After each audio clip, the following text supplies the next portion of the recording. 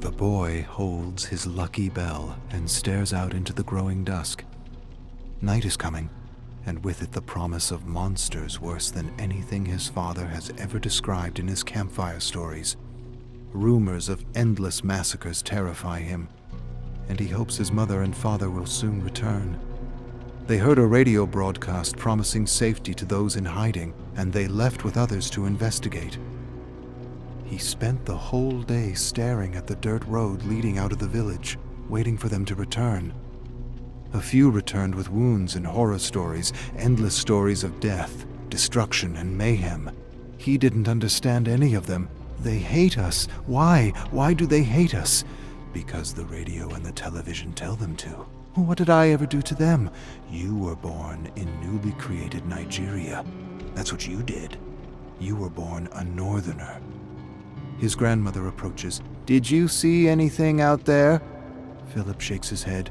If you see anything, if you see danger, ring your father's bell and hide with the others. Philip nods and stares at the bell. Will they come back? His grandmother hesitates for a long moment. I don't think so, Philip. They're hiding. Tears fill his eyes as his grandmother disappears into a small thatched home. He feels a tear slip down his face and he knows, just knows. He will never see his parents again. Grandmother Abigail hasn't smiled for days. A terrible smell of rotting flesh drifts into their village, and she tells Philip it's the stench of decomposing cows. Philip nods, but knows she's just trying to protect him from the truth. He heard the elders talking by the well. So many dead, and they are burning the bodies before there is an investigation. Who is burning the bodies? Killing crews, human butchers, men paid to make his people disappear as though they were an infestation of cockroaches, a deal with the devil for money. He hates them all and tries to sleep but can't. All he can do is stare at the door where he hopes against hope to see his parents again. But he knows they're never returning, and all he has left is grandmother Abby. Abby approaches him and lies beside him. He leans his head against her and closes his eyes and cries. He hears her open her mouth to say something, but no words come out. He opens his eyes, and she's crying silently. Before he can say anything, a bell rings. Her face grows hard as she grabs him by the wrist and leads him outside to a hatch. A moment later, they're underground, with the muted sounds of slaughter vibrating through the ground. He squirms in Abby's embrace. She holds him tighter and tighter as cries and shrieks swell into an unbearable pandemonium. He never realized humans could emit such sounds, and it's all he can do not to scream himself. He squirms, and Abby covers his mouth, just in case. Silence. Horrible, gut-wrenching silence. Philip shifts uncomfortably in their makeshift bunker and listens for something. Anything. Abby nudges him. Let's see your math skills, Philip. Math! She's trying to distract him from the hell outside. 6 plus 24 minus 8. He works it out. 22. She smiles and nods. She levels another challenge and another. He answers. With growing tears in his eyes, she touches his face. Don't think about what is happening outside. Listen to my words and play the game. He nods and tries his best to work out her challenges, but he can't help but think about his mother, his father. They said math would strengthen his brain, make him good in school, give him all kinds of opportunities his father never had. His father, he'll never do math with him again, never play chess with him again, or hear his stories. And why? Because of men who take money to do the devil's work. Abby nudges him. Philip asks her to repeat the challenge, just as the cry of a toddler rips through the silence. He instantly looks to his grandmother. Her eyes go wide as she stands and approaches the ladder. Philip runs to her and grabs her hand. Don't go, please, please. She hesitates, staring at the hatch above. I cannot leave the boy out there alone. Philip nods and wants to hold her soft, wrinkled hand forever, but he lets go. and watches her as she bravely ascends the ladder and disappears into the scorching day. Hours? Days? Weeks? He's not sure how much time has passed. His eyes never left the hatch as he repeated countless math problems in his mind to avoid facing the truth that she has disappeared with the rest of his people. He hears her voice, her laugh, her sighs. He wants to see her again. He wants to see his parents, his friends and neighbors. He wants to see them all. But he knows his life will never be the same again, and he would rather be dead than live without them. He closes his eyes and ascends into the cool night. The smell of rotting humanity instantly assaults his senses, reminds him of roadkill left in the sun for days, only worse. He searches the moonlight ground and soon finds his father's bell by the charred remains of a body. What happened? You were supposed to keep a lookout. You were supposed to warn us. He takes the bell and cries out for his grandmother in a raspy whisper. But the whisper turns into an endless scream. He screams until he loses his voice, and all that answers back is the deafening silence of the cold, indifferent night. He falls to his knees, taps his bell with his finger, and wishes he could just disappear from this living nightmare.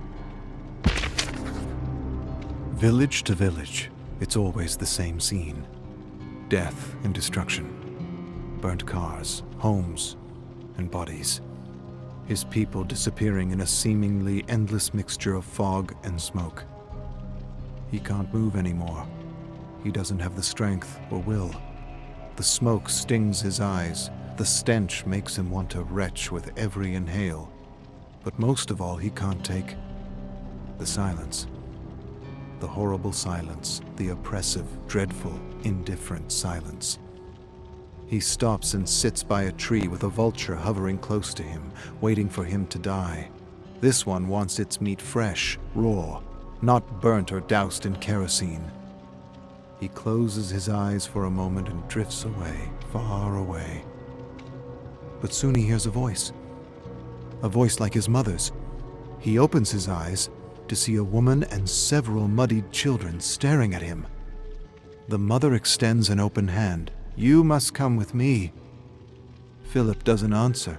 He can't answer. There's no warmth or wetness in his mouth. His throat is like sand. His eyes are like tar. The woman hands him a flask, and he drinks as though he's never had water before. She tells him her name is Funanya, and that he should come with her. "I don't want to run anymore. I want to die." The mother keeps her hand extended. "And that is why you must live. You must live to tell others what happened, to bear witness." Philip stares beyond the woman and fixes his gaze on one boy and two girls. He takes Funanya's hand, and together they trudge into the thick smoke and fog, refusing to be disappeared. Philip enters a home that's been ransacked by killing crews. There's blood splatter on the wall, and a dark, familiar stench. Philip doesn't want to think about what happened to the owners. For a moment he sees his mother approaching him, but then she disappears to reveal Funanya. She approaches Philip with some salvaged school supplies. Sometimes drawing helps get your mind off things. Philip shakes his head. He doesn't want to draw, and he doesn't want to do math. He doesn't want to do anything but wake up from this terrible nightmare. He stares at the other boy, Amika, as he draws a picture of his village. He has a dozen colors to choose from, but he only uses black. Funanya doesn't understand why, but none of the colors appeal to him. It's as though he stopped seeing color. Philip stares at the picture of the colorless village and steps outside where Nikki and Chica keep watch. He shows them his father's lucky bell, though he's not sure it's so lucky anymore. He hands it to Nikki, explains she should ring it if she sees anything. "I hate the smell of kerosene." Funanya nods and agrees with Philip. It's not the kerosene, but everything else attached to it. Nikki looks at Funanya and asks why the crews are burning everything. Funanya doesn't answer, and maybe she doesn't know. Philip turns to her. They are burning evidence. Nikki and Chica look to Funanya, and she nods. Philip hears his grandmother's voice. Death plus destruction equals good business for devils disguised as humans. Philip grinds his teeth and answers the disembodied voice. They should all be killed. Those who pay for murder and those who profit from murder. Funanya stares at him. Philip, don't say such things. They are trying to take our humanity from us, and that is the one thing they cannot have unless we give it to them. Philip feels his face harden. I don't want a sermon. I want my family back. I want them to pay for what they did. Funanya puts a hand on his shoulder. Pray to the angel of mercy that we survive so that we may bear witness. Philip stares past her at the growing night. I'd rather pray to the angel of death and watch them suffer. Forgive and be forgiven? I can't. I hate them. How can they take money to do such things? There will be justice, Philip. They will not get away with their crimes. Philip doesn't say anything. He doesn't say anything because, like his father, he believes that those with money, those who can afford killing crews and the quantities of kerosene required to burn humans by the thousands, can get away with any crime they choose to commit, even mass murder. She can pray for mercy all she likes. He'd rather pray for vengeance. Those who profit from murder are worse than animals. He can't get the idea out of his head that people would do such dreadful things for money. If he survives this, if he escapes this scorching hell, he'll have his revenge. He can't help but share his dark thoughts with Funanya, who says that an eye for an eye is not the way, that an eye for an eye would make the whole world go blind and plunge us all into infinite night. The world go blind? The world is already blind to what is happening to him and his people. To hell with the world. The world doesn't care. All this unrest and destruction was meant to happen. It was a mathematical formula to divide and conquer and rob his country of its beloved resources. He heard the elders say this 100 times. Funanya gives him more wise words from dead leaders, and he stops talking about revenge. For a moment, he thinks that maybe she's right. Maybe revenge is not the solution. Maybe the world will one day wake up from its slumbering indifference and help his people. Nikki hands Philip back his bell in the dark night. It's his turn to watch for killing crews, but he hasn't slept in days and his eyelids are stones. He holds his bell close to his heart, and for a moment, just a moment, he closes his eyes. Just for 1 minute. He awakens in the heat of the morning with a start and a terrible feeling. He vaults to his feet and searches for his new friends. He finds one, pieces of one, of another, he's not sure. He hears someone moaning. He searches and finds Funanya. Not dead, but dying, sliced at every tendon, writhing in agony, covered in something golden. Honey. They poured honey over her, and a million tiny black things swim, drown, and gorge on the gold and crimson streams dripping from her open wounds. The ants are crawling under her skin and eating her alive. He kneels beside her and tries to swat them away, but it's no use. They're everywhere. Funanya whimpers and sputters blood as she tries to speak, but her tongue is missing and all that issues is a terrible rattling noise. Philip kneels before her. He doesn't know what to say or do. I fell asleep. I'm sorry. So sorry. But sorry doesn't put her back together again. Sorry doesn't get rid of the ants or bring back the children she was protecting. She barely scratches something with her finger in the dirt. I forgive. Philip stares at the words for a long moment. Silent tears fall as he raises his hand in front of her face. She closes her eyes and waits for her suffering to end. He doesn't want to do it, but he has to. He knows he has to. He closes his eyes and lowers his hand over her mouth and nose. And for a moment, just a moment, he becomes her angel of mercy. Philip enters another decimated village under the cover of darkness and sees a crew, a killing crew.